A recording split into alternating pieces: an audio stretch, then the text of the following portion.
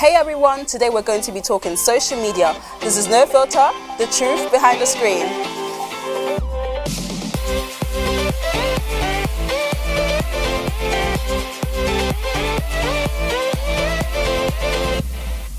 Hi guys, I'm Sandra. I'm Esther. And I'm Abby.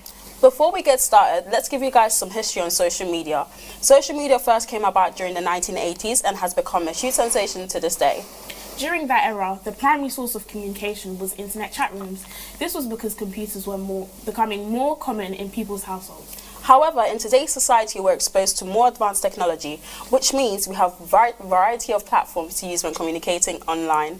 The main platforms such as Instagram, Facebook and Twitter have developed a lot of popularity throughout the years. But before we go into that, let's give some honourable mentions to MSN, MySpace and BBM. We'll never forget the memories they gave us. Enough with the flashbacks, let's get back to today. Instagram launched in 2010 and gained 10 million registered users in just 1 year. And Facebook, as of 2012, has gained more than 1 billion users, making it the world's largest social network, with half of that number using Facebook every day. So would you count YouTube as a social media platform? Yeah, most definitely. Yeah. What features do you feel like it carries that of social media platform content? So they've got stories, which they've taken from Snapchat. You can keep in touch with the person that you're subscribed to. And they've got Messenger as well. Messenger, you can message your favorite YouTuber as well. And I saw they have stories as well. They even have live, and that's a feature from Instagram where you can communicate with your favorite YouTuber live. Yeah. That's true. Either way, social media is an ever-evolving industry. Who knows what's next? YouTuber KSI uses different platforms of social media, showing that he can be successful on multiple platforms. Exactly. He uses platforms such as Instagram as a marketing tool for his different projects, such as teasing upcoming videos and collaborations with different people. He also does this on Twitter by retweeting posts and videos that include himself, giving a reason for his followers to interact with them.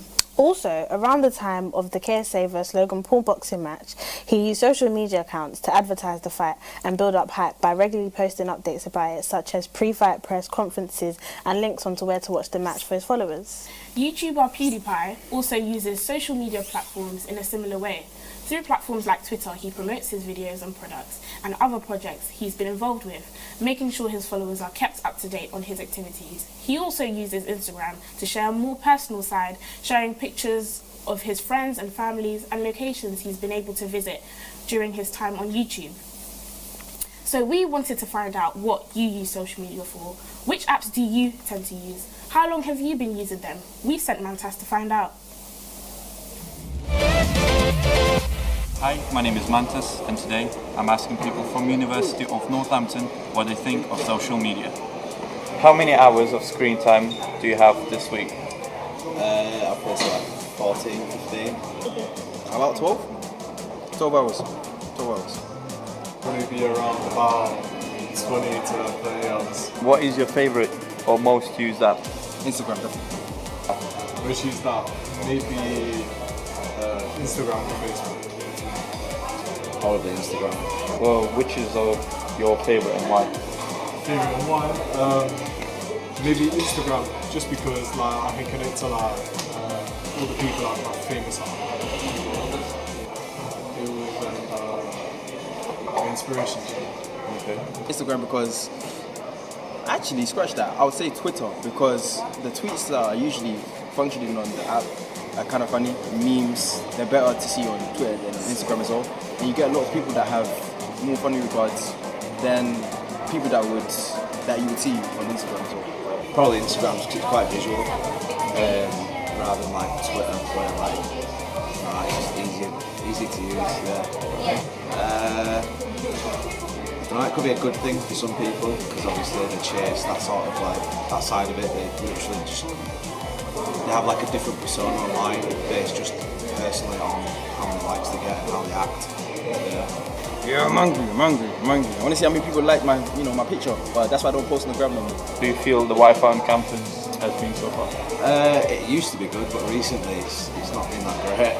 I don't think. I mean, I've literally just come off the Wi-Fi now because I couldn't get anything on Instagram. So yeah. Atrocious.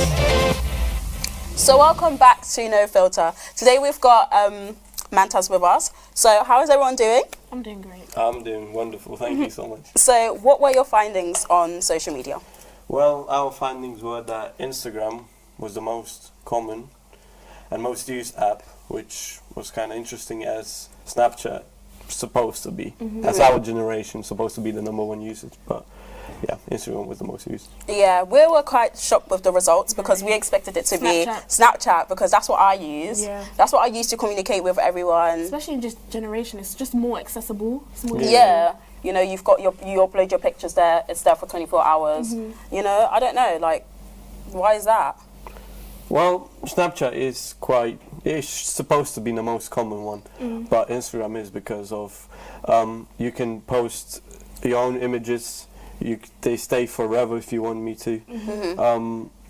You can like them as well. Yeah. You can see the likes, well, not anymore, which is kind of debate as well. Yeah, but I feel like Facebook has been kind of like the underdog because it's like, not a lot of people use it. I don't use it. I don't use it myself. Do you use it? I use it quite often, Wow, actually. you must be very old.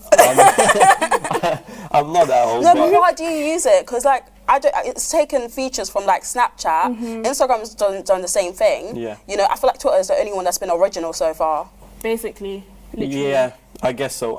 I mean, I use it because of Messenger. That's kind of second phone, to be honest. Yeah. And Facebook myself, I grew up with it. That's probably why. Yeah, true. So it's kind of hard for me to change to another platform. So what do you think might be the next new thing? Like, what do you think will be there forever? Forever. Yeah, forever. I mean, Snapchat is quite popular and it's going to I increase. thought it was going to be Instagram.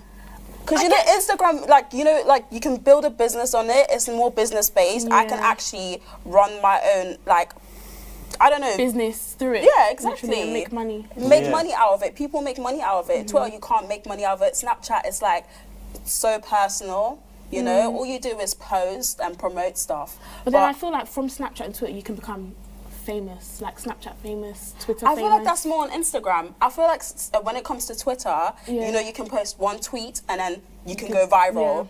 You know, but that fame doesn't last. But when it comes to Instagram, there forever. people will know you. They'll call you an Instagram model. Yeah, I mean, I wish it was that. Yeah, I honestly wish it was like that, but it's not really. Yeah. Well, what can we do about it? I mean, it will increase. Snapchat will We'll increase. just have to see, to be honest. Yeah. Time will come. But thank you for being with us today. So we've talked a bit about the history of social media, but how can you actually make the most out of it? Well, it depends which platform you're talking about. We did some research and found the best times to post content on social media. Sprout Social conducted a study around Instagram and found the times that people are most engaged on average. As can be seen, most people are more engaged at midday on Instagram, so the best times to upload would be between 10 to 12. Facebook is slightly different. However, it depends on whether you are using it for personal use or business use. They have created a wide range of tools for businesses using the platform to target certain demographics of people. According to the Sprout Social, the best time to post is on a Wednesday to have the most engagement. But who even uses Facebook though? It's all about Twitter. Twitter's infamous for its fast-paced environment, and Sprout Social recommend posting at least 3 to 5 tweets each day to stand a chance of growing. As can be seen, the peak times for engagement are a lot less than Facebook and Instagram, but people tend to be more on it. What about Twitter? I think it's all about Instagram. It's way more consistent, and it's not just Facebook that's created business tours. Instagram has the insights, you have audiences, and you can make your own business and your own money from that as well. Different social media platforms contain different demographics. So in order to get the most out of each one, you need to know your target audience. However, with each different social media platform comes a completely different target audience. We've sent Joe to Northampton Saints to find out how to use their social media channels to target their fans. So here we are at the heart of Franklin's Gardens, the Players' Tunnel of Northampton Saints. Today we're going to be taking a little look into their social media and how they create the content to post online.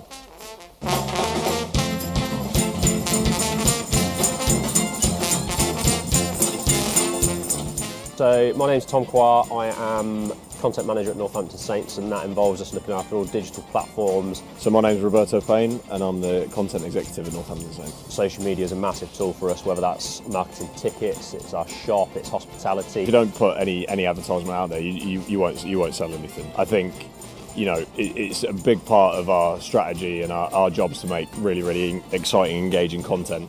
the best way to do that is through social media, through engaging with your fans. We're across all social media really just because of the wide range of demographics you get on them. Our more traditional audience, who you'd see here on a Saturday afternoon, would tend to be on Facebook. Twitter is a slightly younger demographic than Facebook, and then you go down to Instagram, even younger, and recently we've actually moved on to TikTok, which is 16 to 24-year-olds. In this sport, you know, there's a very young audience from 16 upwards, right the way up to, you know, 50 plus. So you have to use these different platforms in different ways. You have to select which content you think is going to do better in different areas. You know, certain videos won't go on certain social media platforms just because it won't really appeal to that audience, you know. Obviously you approach them all differently, you speak to different audiences in different ways, but we try and cover as many bases as we can. Here we've got some of the best visual content across the sport, and that I would say that would go as far as worldwide as well. The Tunnel Club was an interesting one because until it was actually built, it was hard to get people to sort of visualise what it was going to be like. It's such a unique space. So a lot of it was done around artists' impressions, and then when it actually opened, that was a good chance for us to get someone in with a camera, do some nice behind-the-scenes stuff and just show people how unique and a world-first experience here at the Saints. So that's just a little insight into how social media is run here at Northampton Saints, how they create their engaging content and how they target different audiences on different platforms.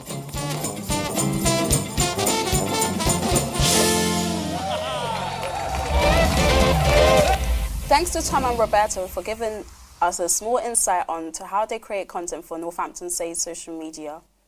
The way that they target the wide demographics of fans is really interesting, using Facebook to connect with their older audiences, all the way through to now using TikTok to connect with their younger audiences.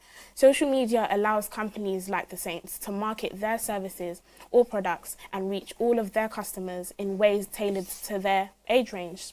Whilst the use of social media in a way like this can be extremely positive, you need to make sure that you stay safe on the internet. Yep, it's true. That's right. But where can you go if you run into trouble online? Take a look at this.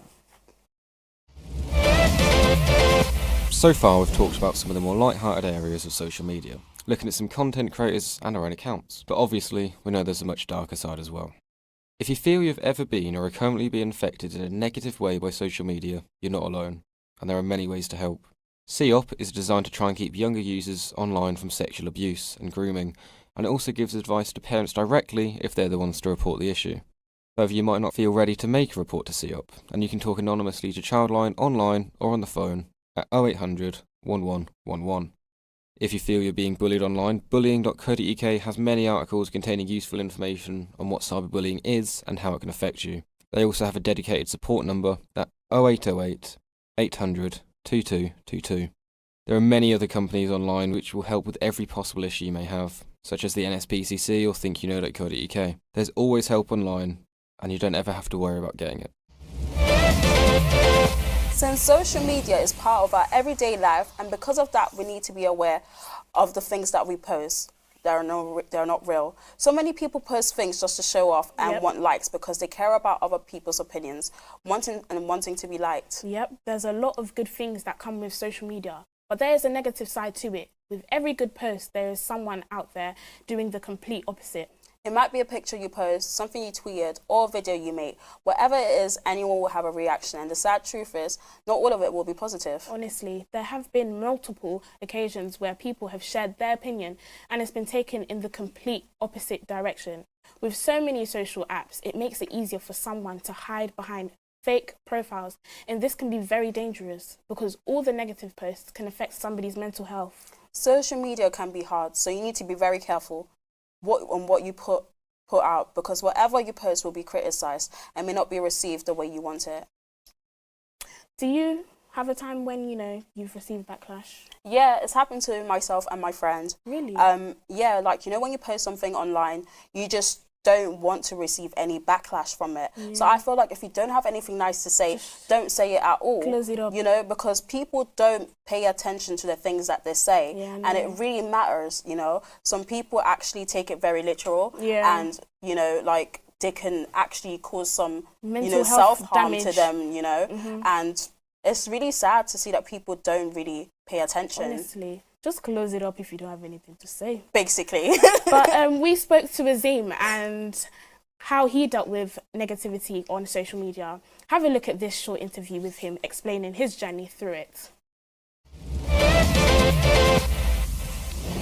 Cool, so thank you for joining us today, Azim. We've just got a couple of questions about obviously your social media detox and sort of how it helped you, the reasoning behind it, and your thoughts on social media.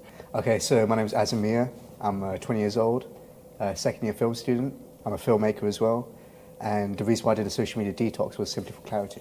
Sort of explain a little bit about what a social media detox is. Social media detox is taking a break from social media, so not checking Twitter, Instagram, Snapchat, all that kind of stuff, and you're kind of like disconnected from the digital world. What was your sort of reasoning for doing it? What were you facing, some sort of negativity? How did it help you when you did it? Like, did it change your mindset? Did it help you sort of your mental health? It definitely improved my mental health and also improved my mindset. In terms of the reasoning why I did it, is because of the comparison game that I was playing inside my head. I was often seeing other people's highlight reels, right? Like often seeing people hanging out with their friends and going on special holidays and all kind of stuff, hanging out with family. With everyone away, you know, since university finished, everyone's gone back home. Yeah, you can't really everyone's connect gone home. with them. Everyone's busy doing their own thing. Have you started using social media differently since you've been off and started gradually bringing it back into your life?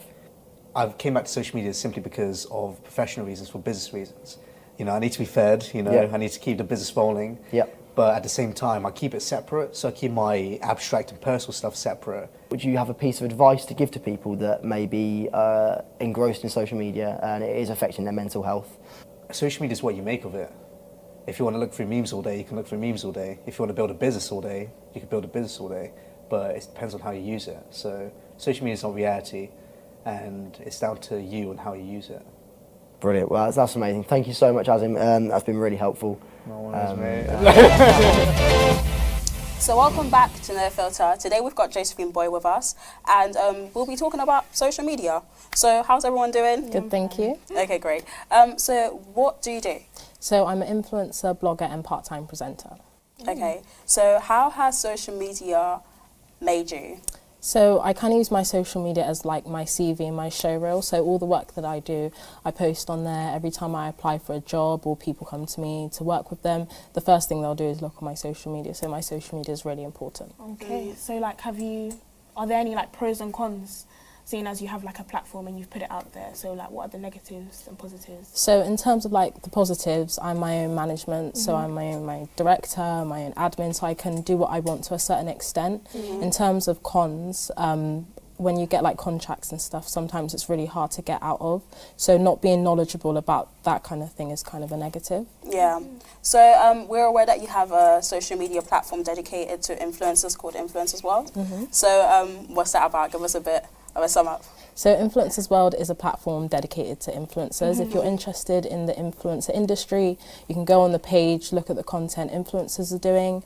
In the future, I want brands to come to me and come to Influencers World to look for influencers, to work with them and source out influencers for their campaigns, etc. Yeah. What do you think does the future hold for influencers? In terms of advertising, I think that influencers are going to be the way that social media is run. So I feel like adverts in the future are going to just have influencers rather than like celebrities, because I feel like they're more of an impact in the industry. Have you received like backlash for any of your platforms? I've had backlash on like Instagram and YouTube, that kind of thing. Okay. So thank you so much for being with us today. No problem. Thank you. There have been some projects that have helped a lot and are aiming to help the world through social media using big influencers and celebs. A project called Team Trees is one of them. This is a project organised by content creators that aim to plant 20 million trees. A lot of big names such as the CEOs of Twitter and YouTube have gotten involved by donating to this cause. Tesla CEO Elon Musk donated $1 million, which is equivalent to 1 million trees. This is a great example of influencers giving back to the world and raising awareness, and shows social media being used positively to help charity projects such as these. But anyway, that's all we've got time for. Thank you for joining us today. We've had a great time discussing different aspects of social media, from its history to personal stories. Yep, we hope to see you again soon. This has been No Filter, the truth behind the screen. Bye!